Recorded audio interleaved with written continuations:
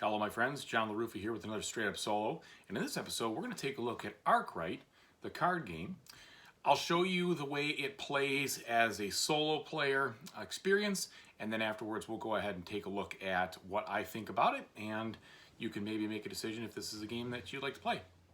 Okay, and as usual, folks, please like and subscribe to my YouTube channel to help me continue to build up my fan base. So what you've got here is the game set up. A little bit of it's off camera here, but I'll bring that on in just a second.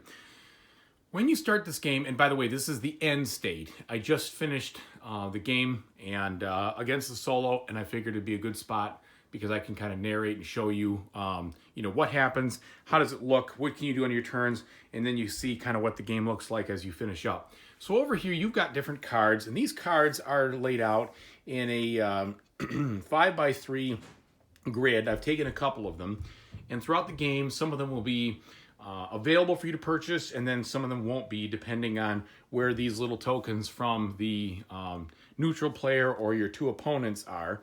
Where the tokens are, you can't take any of those cards. Where they're not, you're able to take them during your development. On the board itself, you've got a wage track over here, track for the rounds or the years, and then tracks for each of the different phases and rounds for each of the active goods. Okay, and then over here you have your money, and then you have this player board. Now, I do like the fact that the player board is both double-sided, but it's also folded over, which is really cool. I didn't show you this in the unboxing because I didn't realize it. But you see this? Oops, well, it was dropped. But this means that it's not going to warp, which is outstanding. So they did a great job building it in like that. That way these things don't warp and they sit flat, and I like that. Okay, so you have your board here, which keeps track of your shares and the money that each share is worth, the number of loans you've taken, the number of ships you've used, and then your ranking, so to speak, on these different development tracks. You can improve this one to be able to buy shares at a lower price, or a couple of them at least. You can do this to be able to have more development cards. You can use this to increase your amount of distribution that you can pump up when you take that action. Here's the number of quality. Here's the number of automation when you take the action, and the number of goods that can go on each ship. Okay, so throughout your turn, or I should say throughout the round, what you're basically doing is you are going to be choosing one of these actions. Okay, you're going to take an action. Then on the active good, the one that's going to sell this round, you get to decide if you want to move around your office cards and your quality cards. So these are your office cards right here. And for instance, you can decide, well, I really want to have the increase to the sale price, so I'm going to have that. Or no, I need more demand. I need to be able to improve this so that I will be able to sell some more.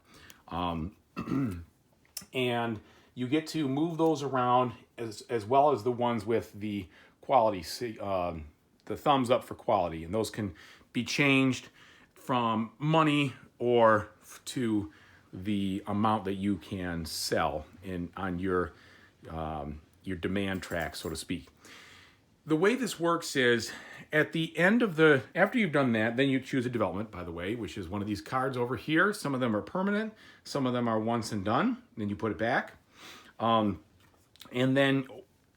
I should say, you get to upgrade one of your little tracks down here, one of these 6, to improve your situation and make your turns more powerful. So after you do that, then what you're going to do is for the AI player, you're going to draw a cube, okay? And the cube, depending on what it is going to do one of two things. Either, if it is a cube, let's say we're in this turn right here, okay? If we're in this turn right here and I drew this green cube, I would, on my green AI opponent, I would boost up, I would boost up their demand right there. And when this goes up, this also starts to creep up. And so the more this goes up, the fewer goods you can sell. What you have is you take your number, when it's time to sell, you take this number here. I'm at spot number 7. You subtract this number right here, and that says I can sell 5 goods, okay? And when you do that, you look at how much you can produce. In the case of bread, I can produce 5 loaves of bread, so that would work out really well for me. The whole point of the game is you're trying to be able to sell at least 2 or more. So that way, when that happens, you can increase your sales price of your shares by 1 and be the one who is selling the most. Who is selling the most and has the highest marker on this track. And when you do that, you can increase your share price by 1. And so that allows you to basically creep up throughout the game. It starts at 10 and 10, and you start to creep up your share price, and then you can buy more shares as one of your actions. So the way the AI works is you draw the cube. If it matches the cube that's already there, you bump up that demand. If it doesn't, then the AI will start a company. So let's say I drew a purple cube. Then the AI would actually start a company. He'd put his cube there. We would move the demand down ever so slightly 1 notch. The workers would be paid more, and that would be it. You don't have to do anything for their board. The only thing their board is doing is keeping track of the number of shares they have and the share value, which is very nice. So the amount of steps in that regard, there is not a lot of fiddliness with managing the 2 different AI opponents. And you'd also think, 2 opponents, that might be difficult. It is not. Managing 2 AI opponents is no different than managing 1. It's very simple. And there's also a neutral cube in there. And the neutral cube will have nothing to do with these tracks, but it, again, provides a little more competition. Now, whoever you did not draw, they will gain 1 share. So if I drew a purple, the green would gain a share. If I drew a green, the purple would gain a share. And if I drew an orange, both would gain a share. So throughout the game, they are basically going to continue to increase the number of shares they have and increase their price. Their price increases just like yours does when you sell goods. And if you sell at least 2 goods or more, their share price increases. If you sell less than that, they get 1 share. If you sell the most for them, they get an additional bonus. And so it's very simple. You're working with this bag, and that's all you need to do to manage the AI opponent.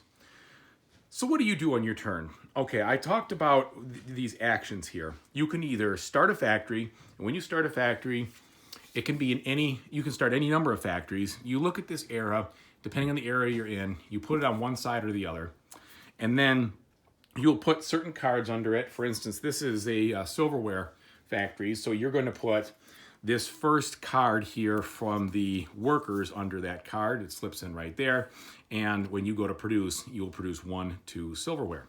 You also put an office at the back of it, and in the beginning, the office always can do either a $4 bump to the price or a $4 increase to the demand. Then you're going to use these little tokens here at the in the middle part of your turn to set the price and the demand. I keep saying demand. I don't know if it's really the demand. It's how much you are pushing out from a desirability standpoint. You're making your goods more desirable to be bought. So the cheaper they are, the more desirable they are.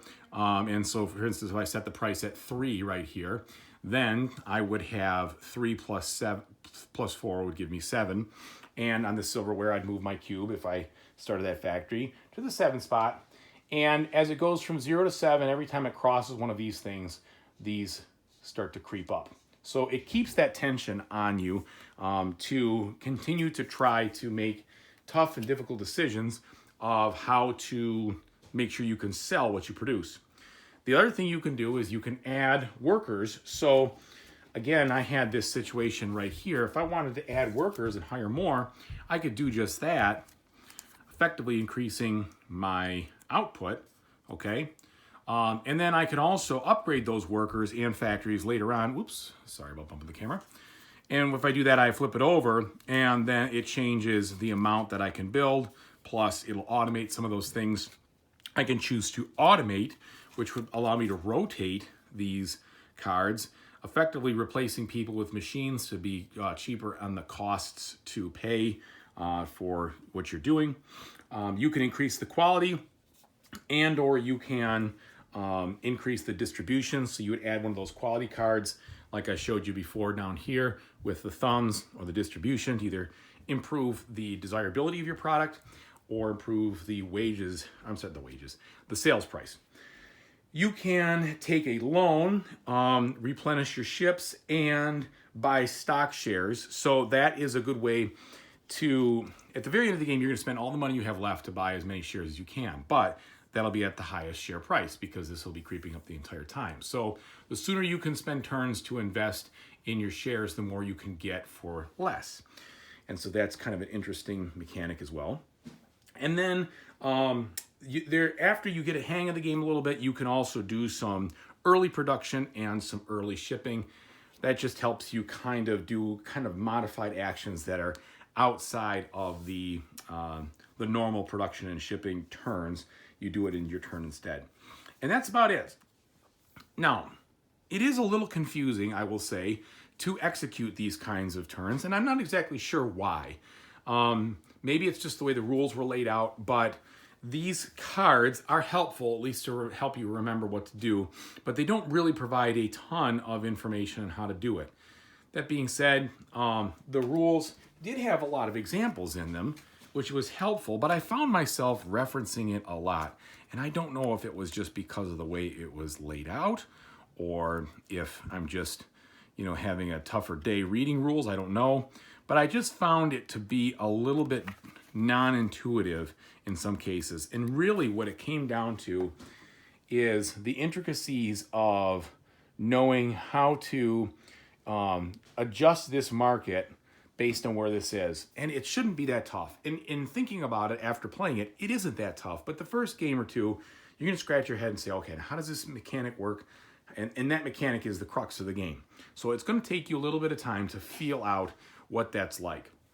The other thing that is shouldn't be tough, but you have to think about it harder than you want is selling goods. So when you sell goods in the second stage of the game, I should say stage of the turn, you basically will take the number of goods that you can sell by those numbers, multiply it by the amount that the sales price is, which would be this plus anything else you have in there. You get the money, and then you have to pay for your workers. Each worker costs a specific amount of the wages are a specific amount for each worker. Plus you have to add the wages for the maintenance for your factory and the maintenance for your machines. And then you subtract that from the money.